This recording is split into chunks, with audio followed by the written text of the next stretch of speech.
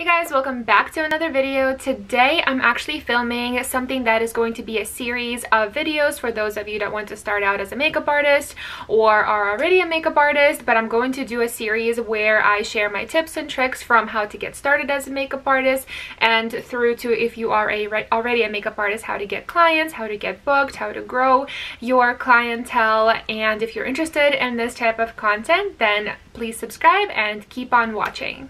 But before we get started, I want to mention an amazing brand I've recently discovered, and that is Dossier. If you don't know what Dossier is, they are an affordable luxury perfume manufacturer, but all of the perfumes they have are a fraction of the price by cutting out all of the expenses and of course brand tax. So I just took mine out of the box. I picked up 2 scents, as I said. The first one is Wood Peony. You basically get this little card here as well when you buy it. So it gives you the notes inspired by concentration, a little thank you and how it works. So cute. Which this is actually really helpful. So I'm going to read you what the Wood Peony notes are. It says top notes are peach, lychee, bergamot, and freesia, I think is how you say it. Middle notes are jasmine, orange blossom, peony, white flowers, and then base notes are musk, woods, and oak moss. And this smells so good, you guys. When I smelled this, I was like, wow, I've been wearing it every single day since I got it and I'm obsessed.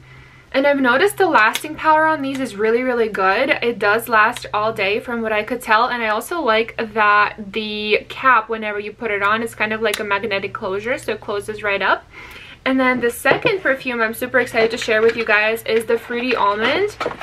I also like that these perfumes, they have free returns and exchanges. If for some reason you don't like the scent, you can always send it back and exchange it for a different one.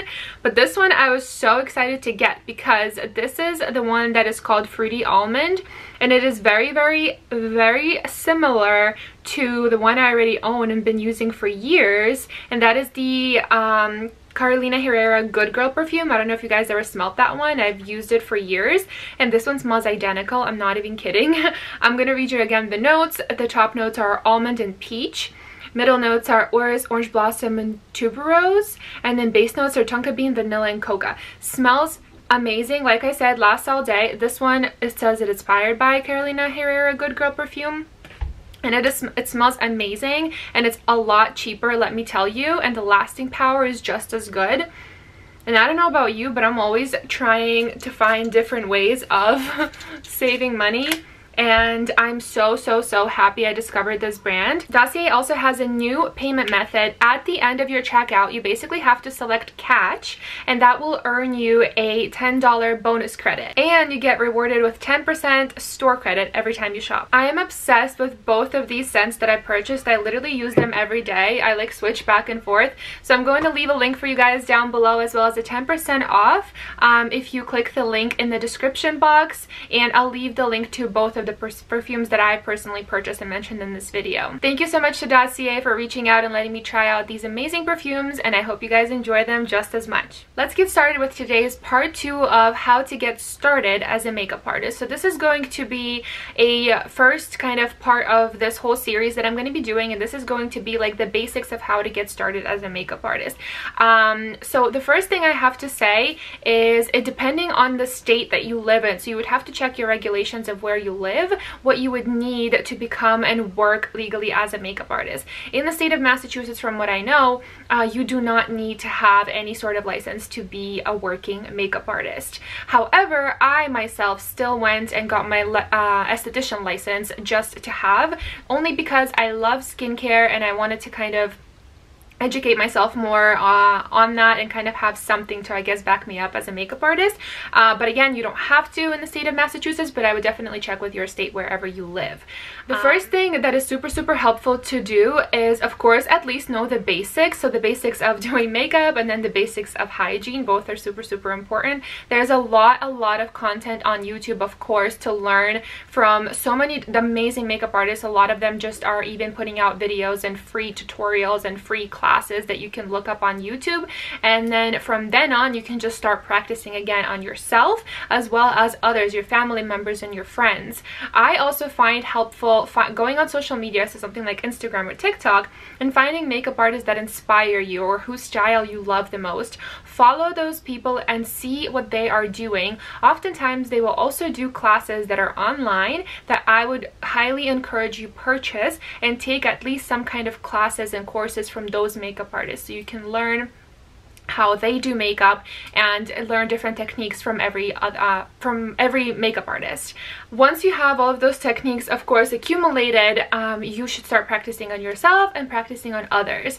Of course, it is super different doing makeup on others, only because of different skin types, skin concerns, age, eyes, eye shapes, and everything. So it's going to take a lot of practice and patience, but it's also super fun. Then of course we have the main question that everybody always asks is the whole situation with kit. Where I don't have the money, you know, to build a big kit, or where am I going to buy all these products and this and that. And the reality is you really don't need that much to get started.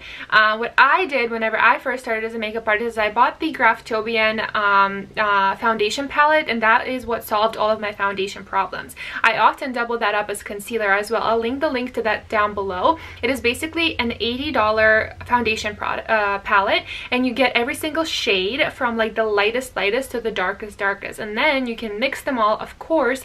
And if you want lighter coverage, you can add like a little bit of moisturizer or use less, and then you can double it up as concealer for a more full coverage. And that is what I used for probably the first like year of when I worked as a makeup artist, and that saved me, and I still have it in my kit to this day, just for like mixing and colors and everything like that. And then you just need a couple of eyeshadow palettes, some brushes, disposables, of course, disposable mascara ones, disposable lip ones, and everything you can purchase on Amazon. It's not very expensive, and you know, the gel eyeliners I think are best because they're the most sanitary, because you can just take a little bit, put it on a palette, and do like a perfect wing. Or I like the Inglot ones, or you can put it in the waterline, so that doubles as that, so you wouldn't need like a pencil. But I will also do a whole separate video on what you would need to get started in your kit, so I'm not going to go into too much detail anymore about the kit, but basically you just need the basics. As long as it's sanitary, as long as you have something, you will be able to get started. Another recommendation I have is getting started on your social media accounts. Don't wait. Create an Instagram account. I highly still suggest Facebook to this day. Facebook, Instagram, TikTok, of course, and start posting your work. Of course, once you start practicing, you want to take photos of your work. Take photos in good lighting. Make sure you use like a ring light or natural light. Right by the window is beautiful. If you just have the person facing the window, you're gonna get the most amazing lighting, so you'll be able to see the makeup so nice. So that is again what I did, because you want to showcase your work. Do before and afters. People love seeing before and afters because they want to be able to see what you had to work with, and then what you did on that person, the kind of makeup look that you've achieved. And then just keep on posting your work, and keep your hashtag very niche down. So if you live in Colorado, you have to write you know, makeup artist Colorado, weddings Colorado, brides Colorado, like very niche down hashtags. That way people will be able to find you in your area. Essentially it all comes down to practicing and educating yourself, and then the little money eventually when you start charging that you're gonna make, you're gonna of course put it back into your kit. And it's this cycle of putting the money back into your kit. The products are going to get better, your skills are going to be better, and then you'll be able to charge money, and then you'll be able to charge more money because you know your work will be worth that.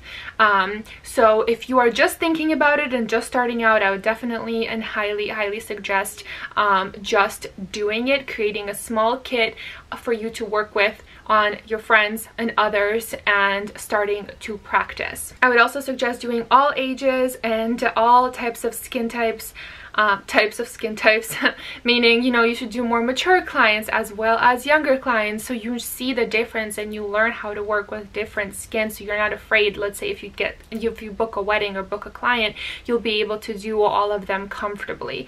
If you're also able to find makeup artists in your area, reach out to them and just ask them if they're offering a one-on-one course, oftentimes they're not going to say no to you. And if you have an one-on-one course, that is going to be so extremely helpful, because they'll be able to point out what it is that you could be doing better or different, and that will be super helpful because also it's in person and you have a live model and you're able to kind of correct the things that you may have not even known that you're doing wrong. So I think that is super helpful. I hope this was helpful for you guys. This is my first part of the makeup artist series on how to essentially get started as a makeup artist. In the next video, I'm gonna go more into depth of how to start charging, how to go about that process and everything like that, as well as, like I mentioned, building your little kit to get started as a makeup artist and start taking models and clients and yeah, to start getting your work out there. I hope this was helpful for you. If you have any questions at all, please leave them down in the comments below. Thank you so much for watching, and I'll see you in my next video.